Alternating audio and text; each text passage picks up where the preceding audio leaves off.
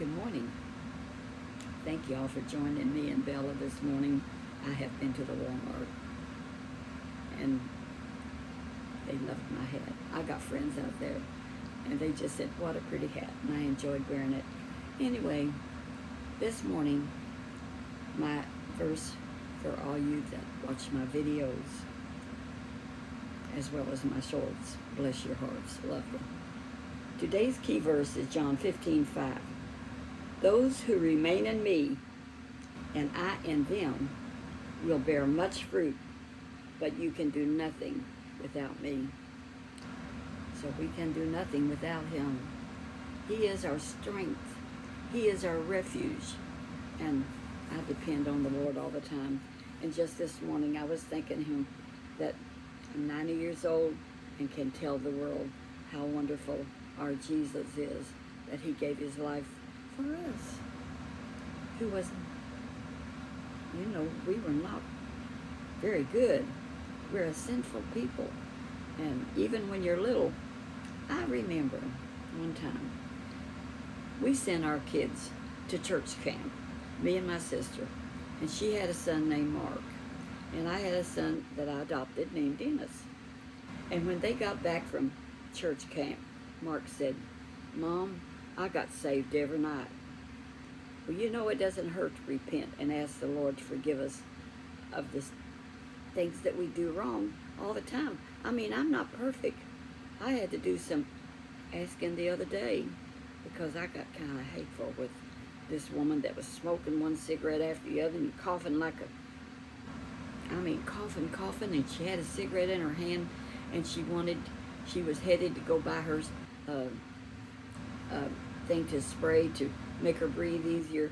And I said, you're committing suicide. I said, I love you. So I laid hands on her. I said, let me pray for you that you can give up that nicotine. And she let me. So I pray for her.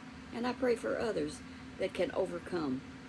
And it's not easy to overcome some of the besetting sins, which we have now and again. So Lord, forgive us and help us to stay on the right path. The Bible speaks about paths a lot. And I'm going to talk this morning. I'm going to get into another subject. I'm just kind of like a little preacher, but I'm grandma, and I enjoy being grandma to the world. I heard from Bosnia yesterday. Can you believe that? And anyway, back to this comment this person made, said that he's interested, or she, in World War II, and how did it affect us? It affected our family tremendously. I mean tremendously. It just tore up our world because of World War II. And I was 8 years old when they bombed Pearl Harbor. And I remember that. And everybody they couldn't believe it. They couldn't believe it.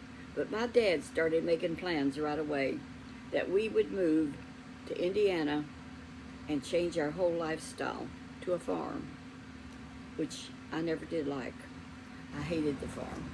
It was hard work, and us kids had to pitch in and work like everybody else.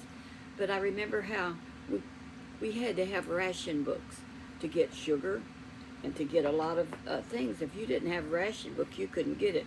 Well, we had a pretty big family, so we got a pretty big, we could get sugar because we had several kids.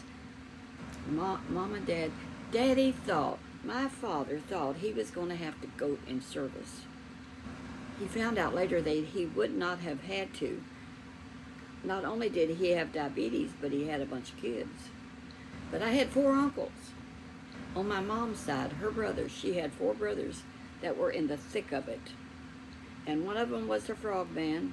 Another one worked with an ambulance crew, rescuing people off of the front lines. They would go in and load them up and bring them back to where they could be treated and taken care of. The other 2, I don't know what they did. But I know one was in that invasion of Normandy. I don't know, I just heard about it. But our family, moving to the farm, and then you couldn't get butter unless you made your own. And when we first moved there, we didn't have a cow. We got 2 cows later. But I remember how we got this stuff that was white. And you could work it with your fingers, and I don't know what it was called. But you could put bust up a yellow tube of coloring and mix it around, and then it was margarine. And I had never heard tell of such. But we did resort to getting that white stuff and putting yellow in it and making it look like butter, and we used it. And that's how margarine started, as far as I know.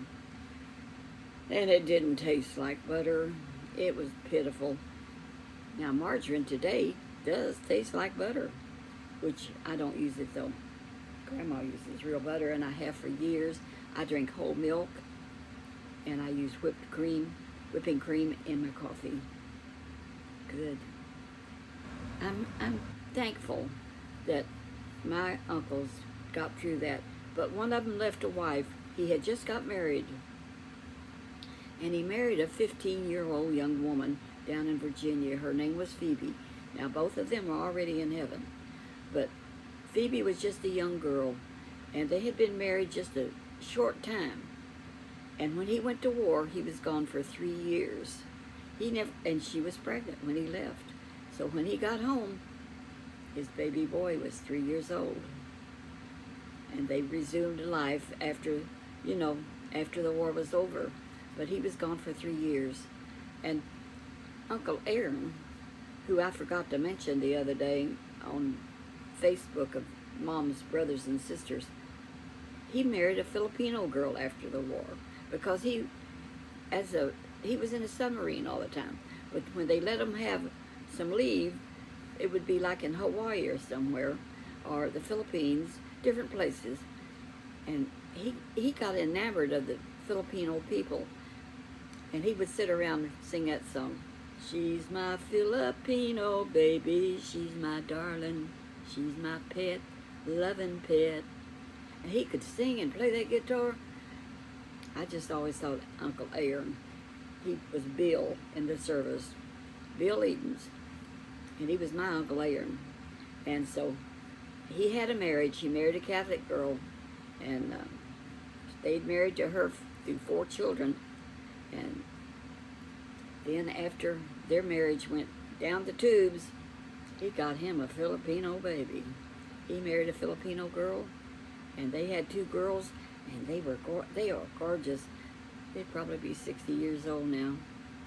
But I saw their pictures. I never met them in person, and I never met his Filipino wife.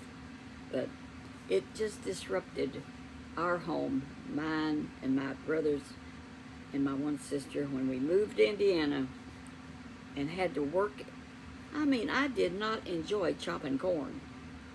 See, Daddy, when he planted corn, and he had a 1 horse and a plow, and he plowed up fields, and it took him a long time. And we would plant corn and drop it in the rows as we went. And you don't plant it too thick, you plant it right. But he always made us, we had to go down to each row, chop the weeds around it, and dig some dirt around the corn. And we didn't get it done until around July. And then we laid the corn by and hoped it would rain.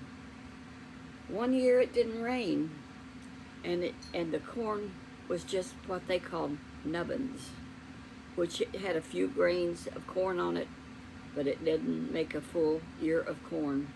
And we didn't hardly have enough to feed our animals, because by then we had a couple of horses, a couple of cows. We had 1 horse named Big Bertha.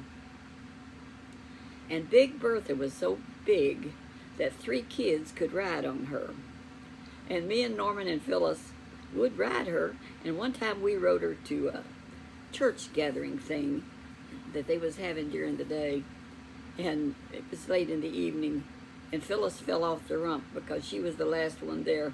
But we just rescued her, put her back. We just threw a blanket over that old mare. She was a mare. And every year at that church, at Methodist Church at Horner's Chapel, where all my people are buried, and where I will be buried, and where number 1 is buried, they had a dinner every year, like reunion of all the church people. And when we were little kids, Man, we wanted to go to that because you know why? Food. They had food we had never seen or heard tell of. I learned about food. It was wonderful. And we went, just me and Norman and Phyllis would go to the church reunion. And I think they're still having it. I'm not real sure. I haven't heard. I'm looking forward to my high school reunion Saturday. Now here I am just jabbering again today. No problem. I just thank y'all there and you're listening. I hope you're all listening. Some are, some ain't. That's life. But we're looking forward to the high school reunion, and I want to see that guy that Norman, my brother Norman, said was struck on me. That's what we used to say when we liked somebody. They'd say, he's just struck on you, or he likes you. But they say struck on you instead of he likes you or she likes you. So when I was in the 4th grade, I was struck on a little boy in the 4th grade named, well, I won't name him, but bless his heart, his feet absolutely stunk. Martin McCutcheon, that was his name. He's probably gone because he was a little older than me. Well, me and my girlfriend both, we was struck on Martin McCutcheon, and he was so cute. Now, this is 4th grade. So me and her got in a pretty good argument one day. She was my best friend, but she liked the same boy I liked. And us girls always had somebody we liked. And don't you know, I had this macaroni necklace that I told you about that was colored, all colors, and I loved the necklace even back then. So I was wearing my macaroni necklace, and Fritz was her name. And don't you know, she grabbed and busted my macaroni necklace. I was heartbroken. I got over it. You know, in this life, you get over things. But isn't this hat gorgeous? I want to show you this hat up closer. Look at that.